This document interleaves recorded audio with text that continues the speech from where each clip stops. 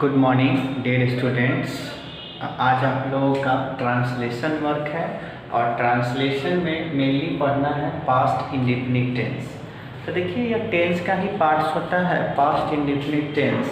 इसको कैसे समझिएगा, इसमें 4 स्ट्रक्चर आपको समझना होगा। पहला अफर्मेटिव, उसके बाद नेगेटिव, उसके बाद इंट्रोगेटिव, उसके बाद इंट्रोगेटिव वर्ड। अगर यह 4 स्ट्रक्चर आप अच्छे से इसको अंडरस्टूड कर लेते हैं तो फिर आपको कहीं प्रॉब्लम नहीं होनी चाहिए इस चैप्टर में।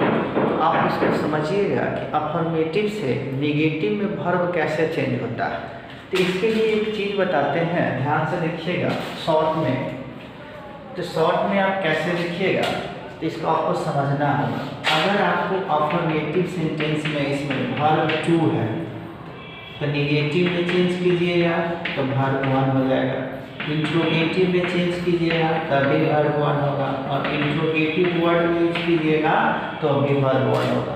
तो सिर्फ आपको यही बात इसमें कॉमन है और कुछ कॉमन नहीं है। तो आपको सिर्फ याद रखना होगा कि अफर्मेटिव सेंटेंस में ही इसमें वर्ब 2 होगा। नेगेटिव बनाएंगे तो वर्ब 1, इंट्रोगेटिव बनाएंगे तो वर्ब 1, इंट्रोगेटिव वर्ड्स बनाएंगे तो भी वर्ब 1 ही होगा। तो आपके लिए ये भी इम्पोर्टेंट है। अब आते हैं कोई ट्रांसलेशन को बनाने के लिए हमेशा उसको हम क्रिया पे ध्यान देते हैं, यानी हमेशा उसके वर्ब पे ध्यान देंगे। तो जो हिंदी में जो क्रिया लिखा होता है जिसको हम लोग इंग्लिश में वर्ब कहते हैं, अगर आप उस पर अगर फोकस कर लेते हैं तो आप अच्छे से ट्रांसलेशन बना पाइएगा। तभी आपको पता चलेगा कि इस टेंस के किस पार्ट्स में, नहीं तो आपसे नहीं बनेगा और आप गलत रूल अप्लाई कीजिएगा और आपका ट्रांसलेशन गलत हो जाएगा। तो देखिए इस गलती से बचने के लिए हमेशा हम लोग लास्ट वर्ड को ध्यान देंगे। यहाँ हमने मेंशन भी किया है कि क्रिया के अंत में आ, ए, या, ई प्लस था, थी, थे लगा हो तो उसे हम लोग पास्ट इंडेफिनिट टेंस करते हैं। ठीक है, इसको कहीं कहीं पास्ट इंडेफिनिट टेंस को आपको पास्ट सिंपल टेंस भी लिखा हुआ मिलेगा।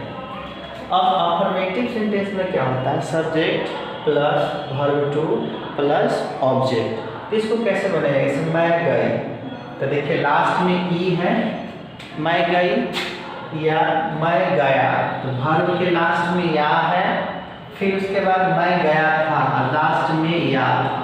तो हमने यहाँ पे क्या मेंशन किया कि अंत में आ है तो आपको आ चाहे या, तो या मिल गया, ई मिल गया, और उसके साथ था, थी, थे भी लगा हो तो भी आपको समझना है कि जो टेंस का स्ट्रक्चर होगा वह पास्ट इंडेफिनिट टेंस इसमें रूल अप्लाइड होगा। अगर हम पास्ट इंडेफिनिट टेंस का रूल अप्लाइड नहीं करेंगे तो यह गलत हो जाएगा। तो पहले फाइंड आउट करना होगा कि यह किस सेंटेंस के किस पार्ट्स का रूल इसमें अप्लाई होगा।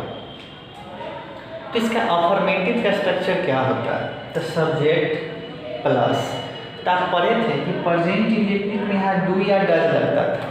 तो एक बात याद रखिएगा कि डू या डज यहाँ भी लगेगा लेकिन उसके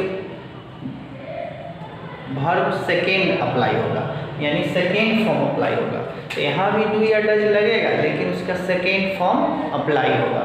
तो देखिए सब्जेक्ट प्लस यहाँ पे क्या लगा, did plus not plus verb 1 plus object. तो यह निगेटिव का है, यह निगेटिव में ध्यान दीजिएगा। लेकिन इंट्रोगेटिव में हम लोग क्या बनाते हैं कि सब्जेक्ट प्लस वर्ब 2 प्लस नहीं अफर्मेटिव, सॉरी मिस्टेक हो गया, अफर्मेटिव में देखिएगा subject plus verb 2 plus object. तो देखिए अफर्मेटिव में क्या होता है कि subject plus verb 2 plus object. तो हम लोग यह अफर्मेटिव का स्ट्रक्चर है। तो इसमें समझिए जैसे मैं गई, मैं गया था या मैं गया था, ये सभी लगा हो तो आपको समझ जाना है कि यह अफर्मेटिव सेंटेंस का स्ट्रक्चर है।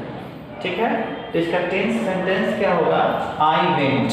तो देखिए सब्जेक्ट हो गया और वर्ब 2, इसमें कोई ऑब्जेक्ट नहीं है तो नहीं लगाएंगे। अब आते हैं निगेटिव में, तो subject plus did plus not plus verb 1 plus object.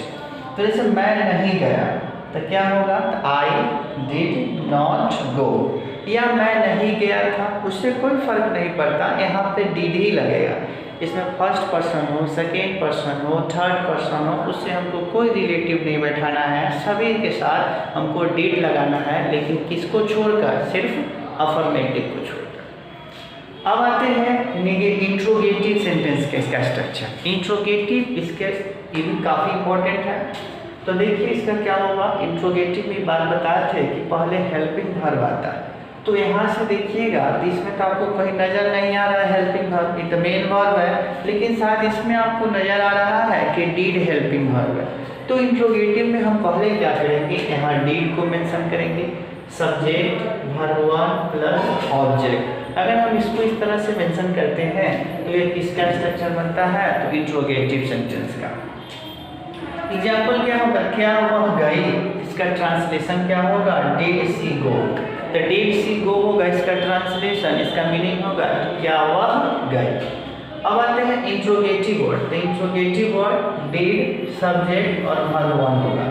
तो याद रखिएगा इंट्रोगेटिव वर्ड में interrogative word did, subject, verb 1। इसको कैसे बनाइएगा कि वह कहाँ गए, तो पहले कहाँ का स्पेलिंग क्या होगा, तो वेयर, यहाँ पे क्या लगेगा, डिड सी गो।